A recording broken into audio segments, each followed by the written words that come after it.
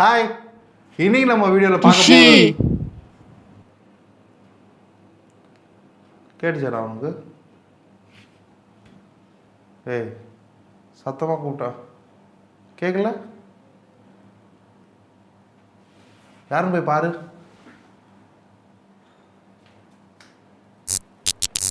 ஏய், light off பண்ணுறா. என்னடாச்சு? பல பேய் படங்களில் பேய்ங்க எப்பயுமே பொம்மையாக இருக்கும், இல்லை பொம்மைக்குள்ளே ஆவிங்க நிறைய புகுந்துருக்கும். ஏன் எப்பயுமே இப்படியே எடுக்கிறாங்கன்னு நானே யோசித்து பார்த்துருக்கேன்.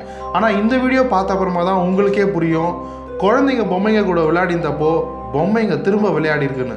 இப்போ நாங்கள் சொல்ல போகிற எந்த விஷயத்துலையாவது உங்களுக்கு டவுட் இருந்துச்சுன்னா பொம்மையோட பேரை நீங்களே கூகுளில் டைப் பண்ணி சர்ச் பண்ணி பார்க்கலாம். திகிலான 5 அமானுஷ்யமான பேய் பொம்மைங்களையும் அதை பற்றின கதைகளையும் தான் இன்னைக்கு நம்ம வீடியோவில் பார்க்க போகிறோம். நான் தான் ரிஷி. Welcome to Rishipedia.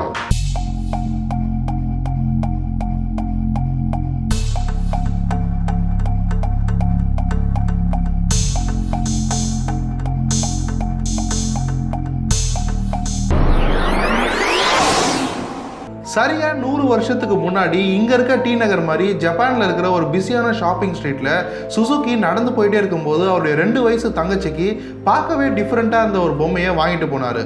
அந்த பொம்மை கியூட்டா ட்ரெஸ் பண்ணி முடியெல்லாம் ஷார்ட்டா வெட்டி பார்க்கவே ஒரு குழந்தை மாதிரி இருந்த ஜாப்பனீஸ் டால். அவரோட தங்கச்சி ஒக்கிக்குக்கும் பொம்மை ரொம்பவே பிடிச்சி போய் சாப்பிடும்போது தூங்கும் போதுன்னு எப்போ பார்த்தாலும் பொம்மை கூடயே இருக்க ஆரம்பித்தாங்க. ஆனால் ஒரே வருஷத்தில் யாருமே எதிர்பார்க்காத மாதிரி உடம்பு சரியில்லாமல் 2 வயசான ஒக்கிக்கு செத்தும் போயிடுச்சு. செத்து போன ஒக்கிக்குவை திடீர்னு மறக்க முடியாமல் எப்போ பார்த்தாலும் அந்த குழந்தை கூட இருந்த பொம்மைக்கும் ஒக்கிக்குன்னு அந்த குழந்தையோட பேரையே வச்சாங்க. பேரை வச்சுட்டு கொஞ்ச நாளைக்கு அப்புறமா தான் ஒரு வித்தியாசமான விஷயத்தை எல்லாருமே நோட் பண்ண ஆரம்பித்தாங்க. ஒக்கிக்கு சாகும்போது பொம்மையோட முடி எல்லா பொம்மையோட முடி மாதிரியும் நார்மலாக சின்னதாக தான் இருந்துச்சு. ஆனால் கொஞ்ச நாளைக்கு அப்புறமா தான் காலை தாண்டியும் முடி வளர ஆரம்பிச்சிருக்கு. இதை பார்த்துட்டு பயந்து போன எல்லாரும் இந்த முடியை லேபுக்கு கொடுத்து அமிச்சாங்க. ஆனால் அங்கே டெஸ்ட் பண்ணி பார்த்த ரிசர்ச்சர்ஸ் இது மனுஷனோட முடின்னு சொன்னாங்க. சயின்ஸால் கூட சில விஷயங்களுக்கு ஆன்சர் சொல்ல முடியாது. யூஜின் ஆட்டோங்கிற ஃபேமஸான ஆர்டிஸ்ட்க்கு 6 வயசாக இருந்தப்போ ராபர்ட்ன்ற பொம்மை கிடச்சிருக்கு. யூஜின் சின்ன வயசுலேருந்தே ஃப்ரெண்ட்ஸே இல்லாமல் தனியாகவே தான் இருப்பாராம். ஒரு தடவை ரூமில் யூஜினும் அவருடைய பொம்மை ராபர்ட்டும் இருந்தப்போ வெளியேந்து கேட்கும்போது 2 பேர் பேசுகிற மாதிரியும் 2 பேர் பேசி சிரிக்கிற மாதிரியும் கேட்டதுனால அவங்க அம்மா டக்குன்னு போய் பார்த்ததுக்கு யூஜின் அவருடைய பொம்மை ராபர்ட் கூட விளையாடிட்டு இருந்தாராம். யூஜினுக்கு எக்ஸாம் வந்தப்போ எப்போ பார்த்தாலும் பொம்மைங்க கூட விளையாடிட்டே இருக்காருன்னு சொல்லி ராபர்ட்டை ஒரு ஸ்டோர் ரூமில் வச்சு பூட்டிட்டு இருக்காங்க. எக்ஸாம் முடிஞ்ச அப்புறம் அந்த ரூமை திறந்து பார்த்தப்போ ஹைட்டில் தொடவே முடியாத இருந்த பொருட்கள்லாம் கீழே விழுந்து உடஞ்சிருக்கு. பூட்டியிருந்த அத்தனை நாளாக யாருமே அந்த ரூம்குள்ளே போகவே இல்லை. வீட்டை பூட்டிட்டு ஃபேமிலி ட்ரிப்பாக எல்லாரும் வெளியே போயிருந்தப்போ 1 வாட்டியில் 2 வாட்டியில் 3 வாட்டி பூட்டியிருந்த வீட்டுக்கு வெளியே ஒரு சின்ன குழந்தை விளையாடிட்டு இருந்ததா வேற வீட்டை சேர்ந்த நெய்பர்ஸ் சொல்லியிருக்காங்க. நைட் டைமில் நிறைய வாட்டி ராபர்ட்டை ஜன்னல் வழியாக பார்த்த வீட்டோட செக்யூரிட்டி அதிக சம்பளம் தரேன்னு சொன்னப்போ கூட வேலையை விட்டுட்டு போயிட்டு இருக்காரு. காசு போனால் வரும், உயிர் போனால் வராதுல்ல. பார்க்கவே ரொம்ப கியூட்டாக குழந்தை மாதிரி கொஞ்சலான ஆசையாக இருக்கிற பொம்மை தான் சரிட்டா.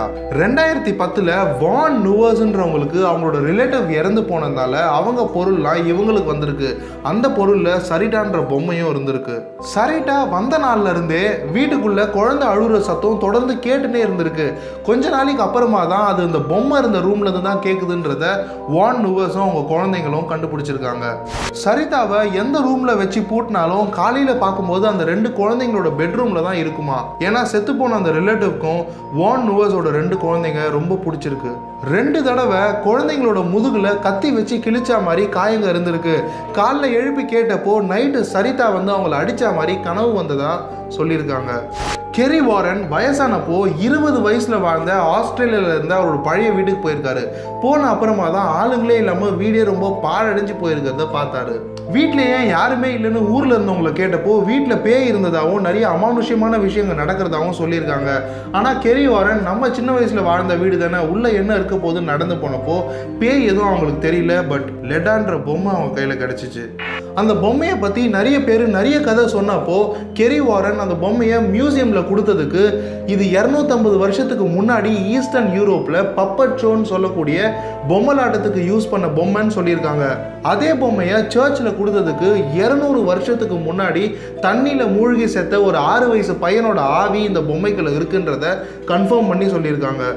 லெட்டா மற்ற பொம்மைங்க மாதிரி யாரையும் அட்டாக் பண்ணலனாலும் கிட்ட இருந்தாலே திடீர்னு மனசு சோகமாகி யாராக இருந்தாலுமே அழ ஆரம்பிச்சிருவாங்களாம். இதை டெஸ்ட் பண்ணுறதுக்காக ஒரு ரியாலிட்டி ஷோக்கு லெட்டாவை கூட்டு போய் ஒரு சேரில் உட்கார வச்சப்போ யாரோட ஹெல்ப்மே இல்லாமல் லெட்டாவே நகர்ந்ததை பார்த்த கேமராமேனும் ஆடியன்ஸும் வெளியே ஓடின வீடியோ இன்னி வரைக்கும் யூடியூப்ல இருக்கு. நீங்களே வேணும்னாலும் போய் பார்க்கலாம்.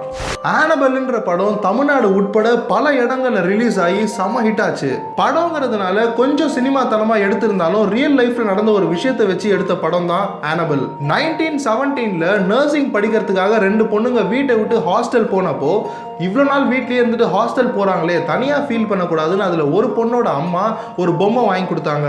அதுதான் ஆனபெல். பொம்மை வாங்கி கொடுத்ததுக்கு அப்புறம் அந்த பொண்ணு தனியாகவே இல்லை. காலையில் கிளம்பும் போது ஆனபெல்லை எங்கே வச்சுட்டு போனாலும் சாயங்காலம் வந்து பார்க்கும்போது அந்த ஒரு பொண்ணோட பெட்டில் தான் ஆனபெல் இருக்குமா. அதுபோக வீடு ஃபுல்லாமே பென்சில் வச்சு ஹெல்ப், அதாவது காப்பாற்றுங்கன்னு சின்ன சின்னதாக கிறுக்கியும் வச்சுருக்கோம்.